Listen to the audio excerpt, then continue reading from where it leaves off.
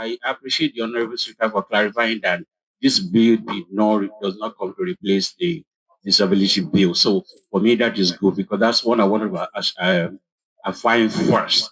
Now that I know that it has not come to replace the disability bill, there are three things that I want to note about this new proposed bill, Deputy Speaker. Number one, I'm looking at suitability of the name, the proposed name.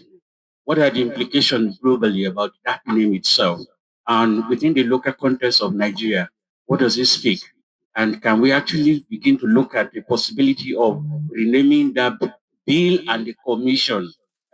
Because when you look at DIA globally always connects sexual orientation globally. Though in Nigeria, we do not recognize LGBT, which is lesbian, gay, transgender, and a lot of them. But when you use DIA globally, it also has sexual orientation included in it. And therefore, when you say DI Commission or DI Bill, are we looking at possibility where the international organization will begin to push for inclusion of LGBT in the future? Because these are some of the issues that I think too. Um, Culturally and in environment, we rather focus on women because I've gone through the bill. I saw that it's more of women issue, and miscommunication may actually block legislative and public support for any bill when there is a miscommunication and the name is implied. So people may begin to look at it as see this bill is also encouraging sexual orientation. The public and legislator frequently form opinion based on the bill title. That's really important.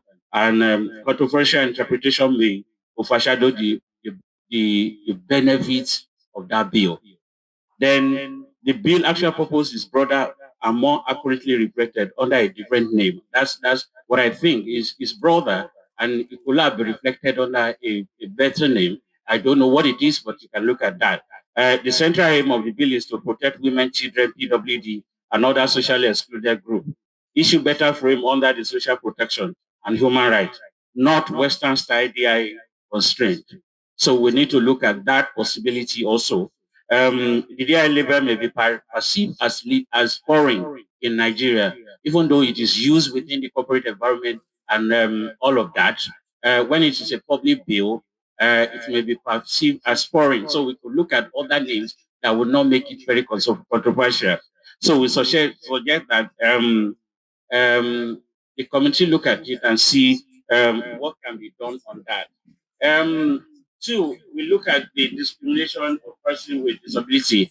The grouping of person with disability under vulnerable group.